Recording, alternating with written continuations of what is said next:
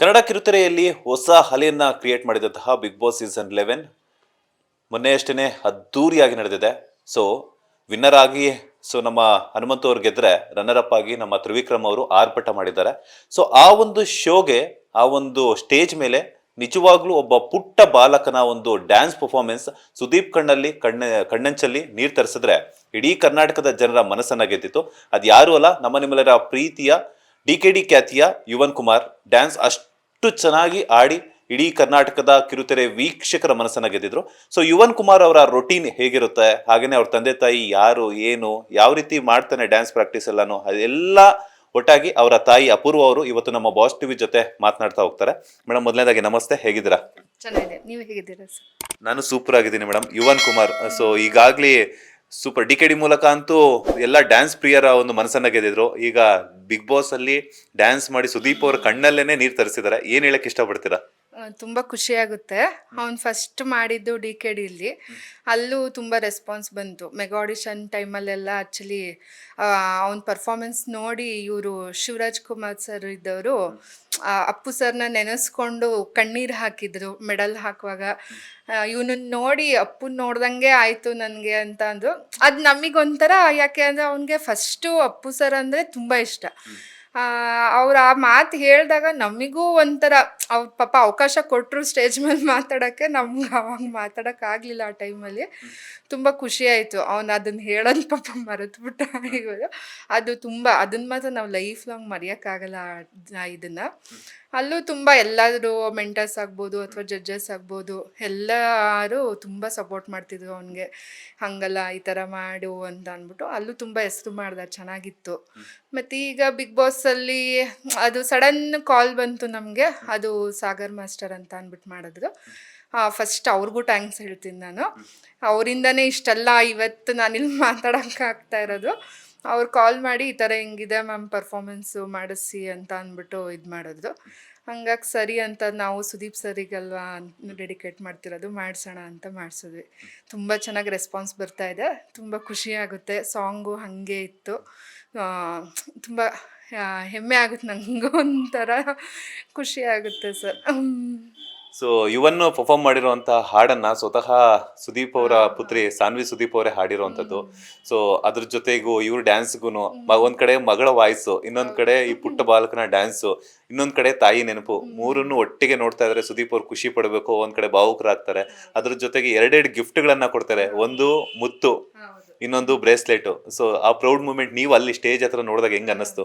ಅವಾಗ ನನಗೆ ತುಂಬ ಖುಷಿ ಆಯಿತು. ಅವ್ರು ಆ್ಯಕ್ಚುಲಿ ಮತ್ತೆ ಪರ್ಫಾಮೆನ್ಸ್ ಎಲ್ಲ ಆಯಿತು, ಎಲ್ಲ ಮಾತಾಡಿ ಅವರು ಕರೆದ್ರು ಸ್ಟೇಜ್ ಮೇಲೆ. ಇವನ್ನ ಕರೆದು ಎತ್ಕೊಂಡ್ರು. ನಮಗೆ ಅವ್ರು ಎತ್ಕೊಂಡಿದ್ದೇ ನಮಗೊಂಥರ ಫುಲ್ ಖುಷಿ, ಕರೆದು ಎತ್ಕೊಂಡ್ರಲ್ಲ ಅಂತ ಮಾತಾಡಿಸಿ. ಮತ್ತು ಎಲ್ಲ ತುಂಬ ಹೇಳಿದ್ರು, ಹೀಗೆ ದೊಡ್ಡವನಾದ್ಮೇಲೆ ನೀನು ಇದೇ ಥರ ಬೆಳೀದು, ಇನ್ನೂ ಎತ್ತರಕ್ಕೆ ಬೆಳಿ ಅಂತೆಲ್ಲ ಹೇಳಿದ್ರು. ಪರ್ಫಾಮೆನ್ಸ್ ಚೆನ್ನಾಗಿ ಮಾಡಿದ್ರಿ ಅಂತೆಲ್ಲ ಹೇಳಿದ್ರು. ಆಮೇಲೆ ಅವರು ಸಡನ್ ಅವ್ರ ಕೈಯಲ್ಲಿ ಇದ್ದಿದ್ದು ಬ್ರೇಸ್ಲೆಟ್ನ ತೆಗೆದು ಅವ್ನ ಕೈಗೆ ಹಾಕೋದು. ಅದಂತೂ ತುಂಬ ತುಂಬ ಅಂದರೆ ತುಂಬಾ ಇದಾಯಿತು ನಮಗೆ. ಈ ಒಂದು ಪರ್ಫಾಮೆನ್ಸ್ ನೋಡಿದ್ದು ಅವ್ರಿಗೆ, ಅಂದರೆ ಅವ್ರದ್ದು ಅವ್ರ ಬಾಲ್ಯ ಎಲ್ಲ ನೆನಪಾಗಿದೆ. ಹೇಳಿದ್ರು ಅವರು, ನನಗೆ ನಿನ್ನನ್ನು ನೋಡಿ ನನ್ನ ಬಾಲ್ಯ ನೆನಪು ಮಾಡಿದ್ರಿ ಅಂತ ಅಂದ್ಬಿಟ್ಟೆಲ್ಲ ಹೇಳಿದ್ರು. ಖುಷಿ ಆಯಿತು. ಅವರು ಕೊಟ್ಟಿದ್ದು ನಮಗೆ ಪ್ರೈಸ್ಲೆಸ್ ಅದು ಆ್ಯಕ್ಚುಲಿ ಹೇಳಬೇಕಂದ್ರೆ.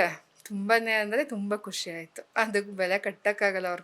ಅವ್ರ ಪ್ರೀತಿ, ಅವನದು ಇದಕ್ಕೆ ಮಾಡಿದ್ದಕ್ಕೆ ಸುದೀಪ್ ಸರಿಗೆ ಫಸ್ಟ್ ಥ್ಯಾಂಕ್ಸ್ ಹೇಳ್ತೀನಿ ನಾನು ತುಂಬ.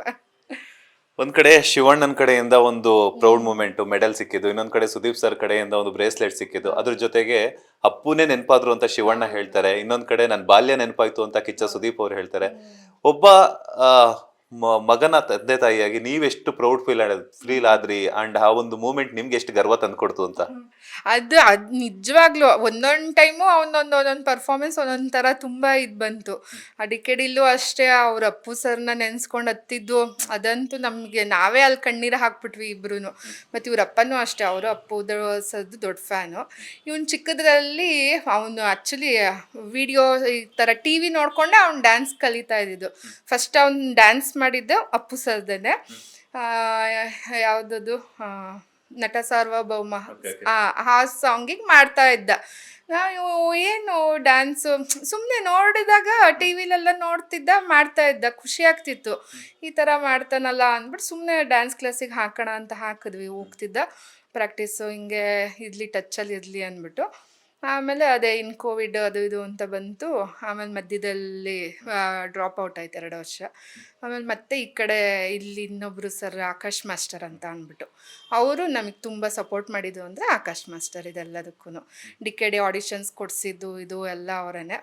ಅಲ್ಲೂ ಇವರು ಶಿವಣ್ಣ ಅಪ್ಪು ಅಂತ ಅಂದಾಗ ಖುಷಿ ಆಯಿತು. ಅವನಿಗೆ ಅವನು ಅದು ಅವನು ಡ್ರೀಮ್ ಅದು DKDಗೆ ಹೋಗಬೇಕು. ಸೀಸನ್ 5ಅಲ್ಲಿ ಆ್ಯಕ್ಚುಲಿ ಅಪ್ಪು ಸರು ಬಂದಿದ್ರು ಗೆಸ್ಟ್ ಆಗಿ DKDಗೆ. ಅದನ್ನ ನೋಡಿ ನಾನು DKDಗೆ ಹೋಗಬೇಕು ಅನ್ನೋದು ಅವನ ಆಸೆ, ನಮ್ದೇನೂ ಇಲ್ಲ. ಅದು ಸಪೋರ್ಟ್ ಮಾಡಿದ್ವಿ. ಇಲ್ಲಿ ಮಾಸ್ಟರ್ ಆಕಾಶ್ ಮಾಸ್ಟರ್ ಹಿಂಗೆ ಹೇಳಿದ್ವಿ, ಸರ್ ಅವ್ನು DKDಗೆ ಹೋಗಬೇಕು ಅಂತಿದ್ದಾನೆ ಅಂತ ಅಂದ್ಬಿಟ್ಟು.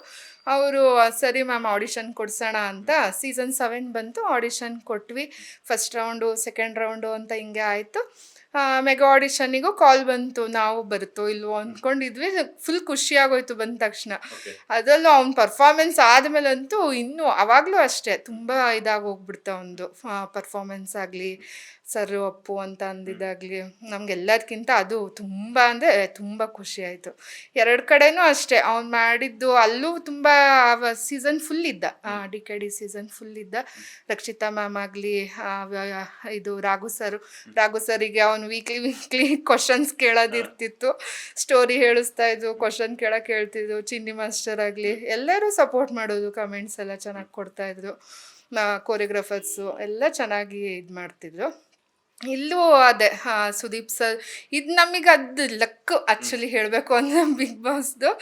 ಅದು ಸಡನ್ ಒನ್ ಡೇ ಇದೆ ಅನ್ನುವಾಗ ಕಾಲ್ ಬಂತು ನಮಗೆ, ಈ ಥರ ಹಿಂಗಿದೆ. ಅವನು ಒಂದೇ ದಿನ ಪ್ರಾಕ್ಟೀಸ್ ಮಾಡಿದ್ದು. ಅದು ಅಳಬೇಕು, ನೀನು ಎತ್ಕೊಂಡು ಮಾಡಿದ್ರೆ ಎಮೋಷ್ನಲ್ ಬಂದ್ರೇ ಅದು ಪರ್ಫಾರ್ಮೆನ್ಸ್ ಚೆನ್ನಾಗಿ ಬರೋದು ಅಂತ ಅಂದ್ಬಿಟ್ಟು ಅಲ್ಲಿ ಇನ್ನೊಬ್ಬರು ಮೆಂಟರ್ ಇದ್ದರು, ಅವರು ಸಾಗರ್ ಮಾಸ್ಟರ್ ಇಬ್ಬರು ಹೇಳ್ತಾಯಿದ್ರು, ಅವ್ನಿಗೆ ಅಳು ಬರ್ತಿಲ್ಲ ಅವ್ರು ಬಿಡ್ತಾ ಇಲ್ಲ.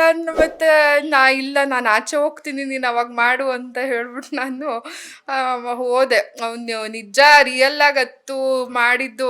ಅದು ವಿಡಿಯೋ ನಾವು ದಿನಕ್ಕಿಲ್ಲ ಅಂದರೂ ಸುಮಾರು ಸರಿ ನೋಡ್ತೀವಿ. ನೋಡಿದಾಗ ಎಷ್ಟು ಸತಿ ನೋಡ್ತೀನೋ ಅಷ್ಟು ಸತಿ ನಾನು ಅಳ್ತಿದ್ದೀನಿ. ಅದು ಅಷ್ಟು ಹಾಡು ಸಾಂಗು ಹಾಗೆ ಇದೆ ಆ್ಯಕ್ಚುಲಿ. ವಾಯ್ಸು, ಸಾಂಗ್ ಆಗಲಿ, ಪರ್ಫಾರ್ಮೆನ್ಸು ಎಲ್ಲ ಹಾಗೆ ಬಂದಿದೆ. ಸೊ ತುಂಬ ಚೆನ್ನಾಗಿ ಬಂತು. ಅವನ ಆ ಪರ್ಫಾರ್ಮೆನ್ಸನ್ನು ತುಂಬ ಚೆನ್ನಾಗಿ ಬಂದಿದೆ. ಲೇಟೆಸ್ಟ್ ಹಾಗೂ ಇಂಟ್ರೆಸ್ಟಿಂಗ್ ಸುದ್ದಿಗಳಿಗಾಗಿ ಬಾಸ್ ಟಿವಿ ಕನ್ನಡ ಚಾನೆಲ್ನ ಸಬ್ಸ್ಕ್ರೈಬ್ ಮಾಡಿ. ಹಾಗೆಯೇ ಬೆಲ್ ಐಕಾನ್ ಪ್ರೆಸ್ ಮಾಡಿ. ಇದರ ಜೊತೆಗೆ ಫೇಸ್ಬುಕ್, ಇನ್ಸ್ಟಾಗ್ರಾಮ್, ಎಕ್ಸ್ನಲ್ಲೂ ಮಿಸ್ ಮಾಡದೆ ಫಾಲೋ ಮಾಡಿ.